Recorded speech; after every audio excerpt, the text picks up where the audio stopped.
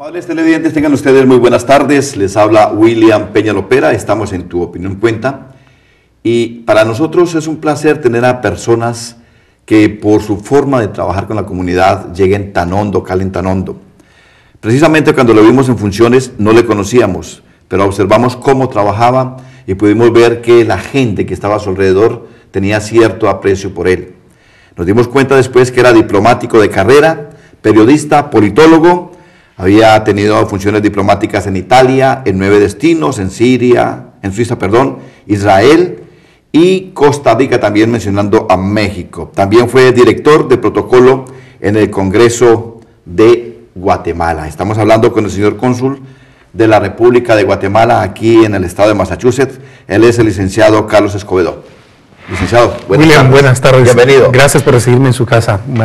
Estoy agradecido más bien por permitirme este espacio. Bueno, vamos a hablar cómo le dio usted por iniciar su carrera diplomática, si fue la política ese gusanillo que nos pica y que de pronto dice yo quiero llegar a ser diplomático, o cómo se inició usted. Yo pienso que es una mezcla de dos circunstancias. La primera porque mi padre fue parlamentario, fue miembro de la Asamblea Nacional Constituyente de mi país, 2 veces parlamentario con un bloque de oposición en aquel momento, y la segunda por mi formación jesuita.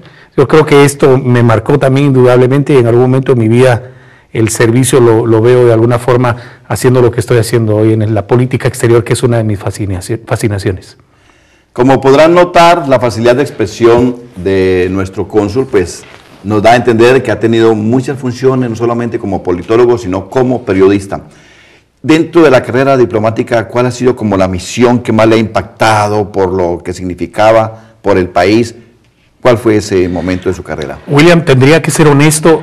Cada etapa de la carrera diplomática, por supuesto, encierra un reto, ¿verdad? Estar en Israel, por ejemplo, fue un reto político interesante, 4 años en medio de las 2 intifadas, que luego arrancó con la explanada de las mezquitas, en ese proceso de pacificación permanente que luego vuelve a recrudecer. Lo vemos en un proceso que avanza y retrocede. Fue una época importante. No obstante, estar en esta área como cónsul general en Nueva Inglaterra me ha enseñado la otra cara de la diplomacia. Es decir, conocer la realidad de mi gente, la gente guatemalteca, de muchos de nuestras connacionales que están pasando apuros, que están en situación de indefinición legal, que uno tiene que estar procurando algún tipo de apoyo y asistencia para ellos. Creo que indudablemente esto también ha sido un reto para mí desde el punto de vista diplomático. Señor cónsul, donde usted está aquí ahora en los Estados Unidos y la segunda vez que está como cónsul. Primero estuvo en Houston. Sí, fue mi segundo destino. Inicié la carrera diplomática como tercer secretario de un consulado de frontera en México y luego fui trasladado a Houston como tercer secretario. En la carrera diplomática uno va haciendo pasos, digamos como en el ejército. En la carrera militar uno va haciendo los ascensos. Pues en este caso, felizmente, me tocó ascender a jefe de misión como cónsul general en el área de Nueva Inglaterra. ¿Usted se ha dado cuenta realmente que en nuestros países también por aquellas razones de la política de nuestros países la gente tiene que salir? Hay muchos, digamos, para mencionar un país europeo, guatemaltecos en Suiza. No, la verdad que no. Los guatemaltecos en Suiza son una población pequeñísima, me atrevería a decir que... Pero hay. Pero hay, claro, como podríamos pensar que hay una, pero muy, muy pequeña. La población mayoritariamente nuestra, fuera de Guatemala, se encuentra en los Estados Unidos. Es más fácil el acceso que para ir a Europa, ¿no? Indudablemente, y las oportunidades que ha ofrecido, y eso es una de las cosas que yo les suelo decir a nuestros connacionales, tenemos que estar agradecidos con este país, este gran país que en buena medida nos ha acogido, nos ha dado la oportunidad como connacionales a poder desarrollar muchas historias sin duda que estarán por escribirse sobre lo que muchos guatemaltecos han hecho exitosos también. Déjeme decirle además que una de las cosas que me siento complacido para los guatemaltecos que nos vean, que uno de los arquitectos que participó en la creación del puente Tobin es guatemalteco. Guatemalteco. Correcto, Claro. Y eso por supuesto nos llena de orgullos. El actual vicepresidente de la República, el doctor Rafael Espada, es un prominente cardiólogo egresado de la Universidad de Harvard, es cirujano cardiovascular que vivió muchísimos años acá, fue docente en una universidad prestigiosa de Houston. Nos parece muy importante esa acotación porque definitivamente la mala prensa es para los latinos, pero cuando hay estos avances o estos triunfos de los latinos, letras pequeñitas. Bueno, usted ha estado como diplomático, pero también es politólogo. ¿Usted ha podido ver cuál es la principal problemática de los guatemaltecos en el mundo? Sí, indudablemente los 30 y tantos años de confrontación interna que tuvimos que atravesar como país. Definitivamente terminaron ya. Sí, terminaron efectivamente. En el año 96 con la firma definitiva de los acuerdos de paz en diciembre del 96, y esto por supuesto dejó marcado al país. El proceso de reconstrucción y de reacomodo de un país es un proceso lento, aunque quisiéramos que fuera sumamente rápido. Pensamos que firmando la paz va a venir la bonanza y la riqueza, y no es así. Hay que trabajar en los temas estructurales, el combate a la pobreza, la desnutrición, la educación, la salud, y ese es un tema que se ha venido avanzando. Tengo que reconocerlo con acierto. En estos años de democracia se ha hecho inversión social, se sigue haciendo inversión social. Alcanzar las metas deseadas, por supuesto, nos va a llevar otro tiempo más, pero sobre eso estamos trabajando. Yo creo que la meta es que cada guatemalteco donde se encuentre, en mi caso como cónsul, el guatemalteco en el aula, el guatemalteco en el campo, el guatemalteco aquí en la construcción, tiene que pensar en positivo y aportar un poquito en esa edificación del edificio, de ese gran edificio Guatemala, que es al final de cuentas hacia donde queremos avanzar. Cuando usted recibió el encargo del presidente de Guatemala para ser cónsul aquí en Nueva Inglaterra, ¿cuál fue el encargo que él le hizo específicamente? ¿De aproximación o de continuar con esos trámites rutinarios de los consulados? Muy buena pregunta. Yo siempre he sostenido algo, William. Los consulados generales, y lo digo para nuestros connacionales, los consulados generales no son oficina de trámites.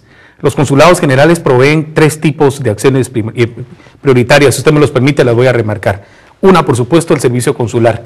Emitimos pasaportes, emitimos tarjetas, emitimos visas, etcétera, etcétera.